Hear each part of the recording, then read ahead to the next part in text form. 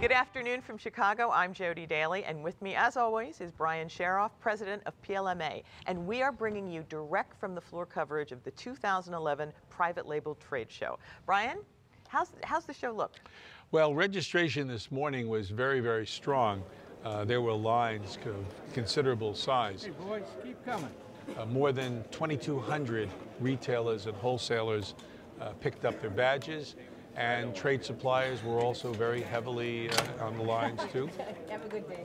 So for those who registered in advance, they had their badges, they went out on the show floor, and business was relatively swift. So good show so far. That's great. Now, what are some of the trends that we're seeing? Of course, I think one trend that we're seeing this year is restaurant quality foods.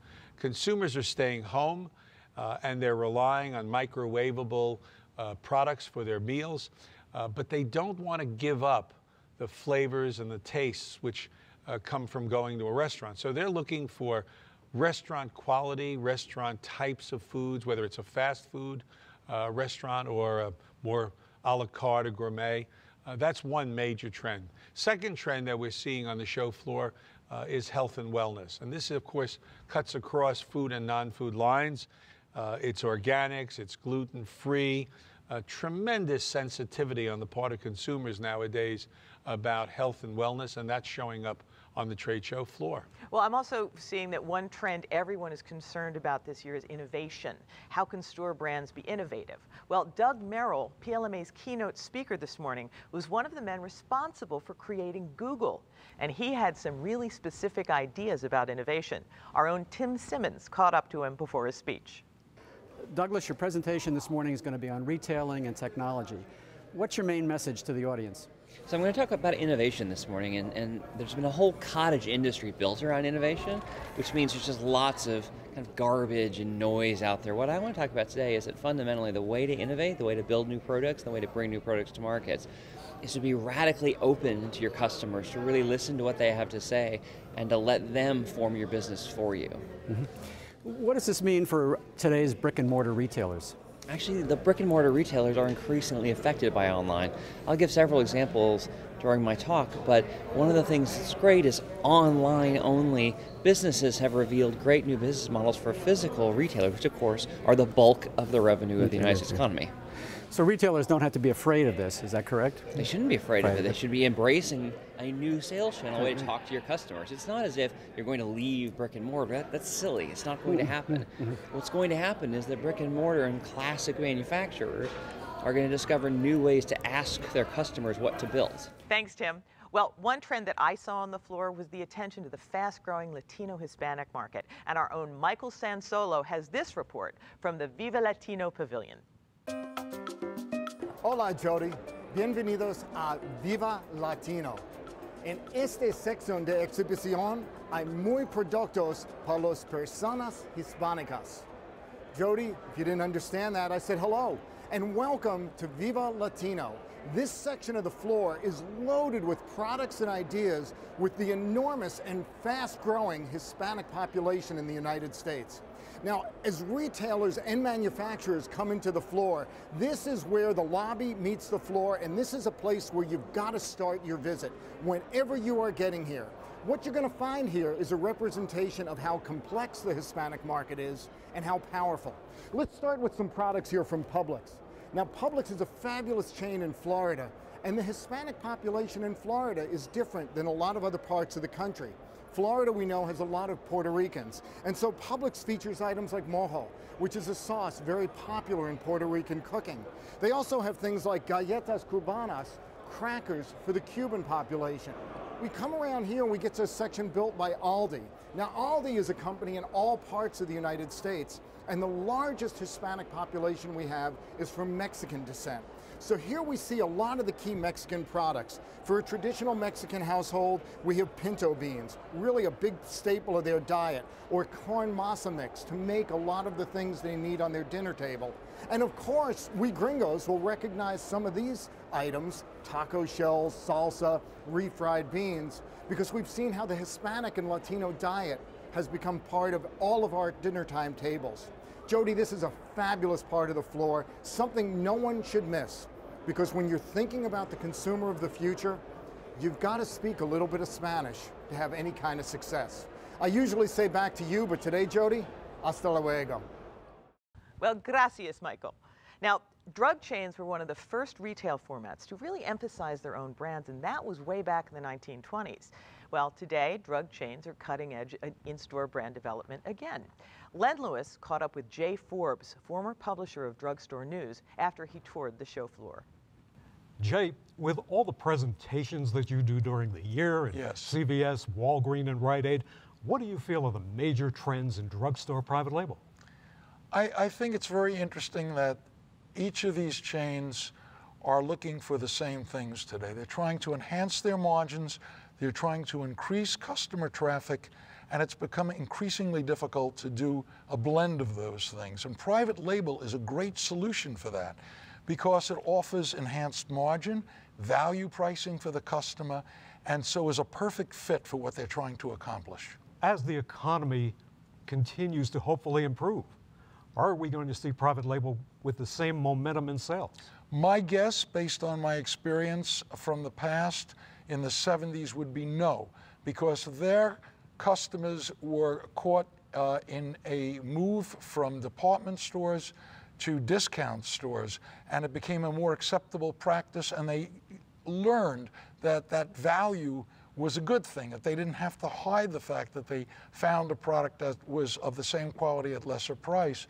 And I think the same thing is true of private label and brands, where people, if they experiment with the brand and find it to be efficacious or find it to be a really good taste, they're going to come back to that brand regardless, so that if the economy changes, they will stay with private label. So I don't see any erosion. I see continued growth of private label going forward. Thank you so much, Len. Well, as you know, it's all about new products. And our own Kurt Goldschmidt is at the New Product Expo finding treasures for all of us. Thanks, Jodi. Here in the food hall of the show, there are lots of interesting products to see, to taste, to consider for a retailer's store brands program. Here are a few that caught my eye when they were submitted to New Product Expo. Want to enhance your kitchen credentials? Combine these all-natural, gluten-free seasoning blends and just a few basic, fresh ingredients. With minimal prep time, almost anyone can turn out a one-pot meal that's worthy of an international chef. As a main dish, the Moroccan tagine serves 4 to 6 over couscous. Serve the Madras curry over basmati rice, the Santa Fe mole over yellow rice, or the Hungarian goulash over egg noodles. The exhibitor is Urban Accents, and you'll find them on the show floor in booth 1448. For universal appeal, Italian cuisine is hard to beat. Here comes a line of authentic gourmet Italian dishes made from organic and natural ingredients with 0 trans fat and no preservatives. These frozen ready meals are actually imported from Italy and include vegetarian varieties like this cheese and radicchio tortellini in gorgonzola sauce. The name of the exhibitor says it all: eat better. They are in booth 3314. Jodi, I don't know about you, but nothing perks up a morning like a good hot cup of coffee. If freeze-dried or instant coffee powders sometimes leave you cold, here is a novel way to take your Java on the road. Just squeeze the contents of this super concentrated liquid coffee tube into your favorite mug and add hot water to fix yourself a fresh cup of joe. The liquid tube packaging is the key, from the folks at DreamPack in booth 1918. They can even deliver your coffee with cream and sugar, or mix a liquid instant hot tea or cocoa. Cold beverage liquid tubes dissolve just as fast to make a refreshing iced tea or lemonade. Here is another ingenious item that comes from Italy: a grilling or stir-frying sauce that joins the bittersweet tang of real balsamic vinegar with the spicy punch of hot mustard.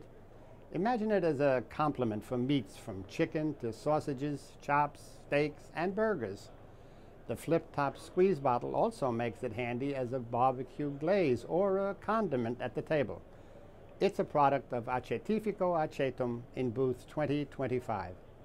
Jodi, here's a tempting and convenient snack for those evenings at home watching a movie on your TV. These are bite-sized, soft pretzels that you can microwave in less than a minute, or bake under 10 minutes in a preheated 350-degree oven. but the pretzels are just the shell for the spicy nacho cheese filling. The only thing hard about these puppies from J&J Snack Foods Corporation, booth 2141, is deciding whether to dip them in salsa or mustard or eat them au natural. Here's one more item I just couldn't resist. A product so creative it not only takes the cake, it tops the cake with creamy sweet icing in 4 fun colors. It comes from Winona Foods Incorporated in booth 1240 on the show floor. It dispenses with an aerosol for no-fuss cake decorating, and they've even added a set of 4 different pastry tips for writing or shaping stars, flower petals, or leaves to make this product something that no party or pantry should be without. Tomorrow, I'll be in the South Hall with a look at some of the home and health products that stood out in my mind. Back to you, Jodi.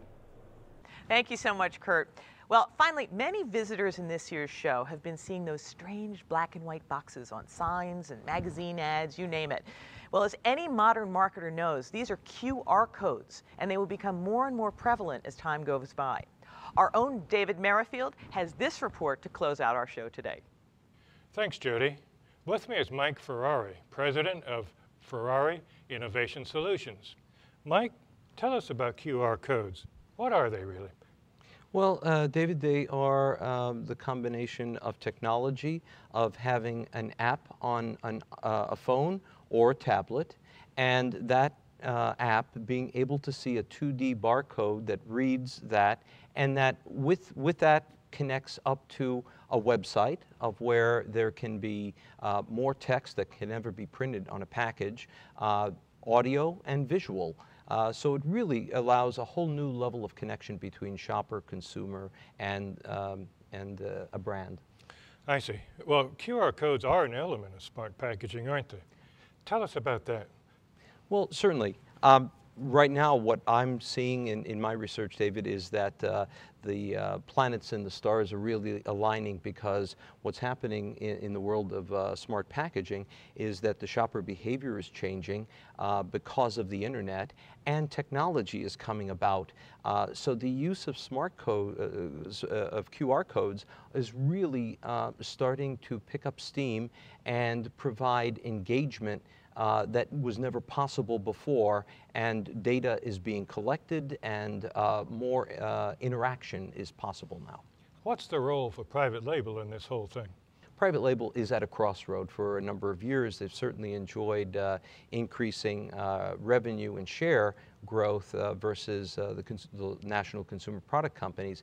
At this point, it would really require private label to invest in some of these assets, and most importantly, into the marketing aspects of them by contracting some of the agencies and running the promotions, as well as engaging in the technology itself. So it's bringing both parts together. Well, speaking of that technology, where do you think this technology is headed in the future?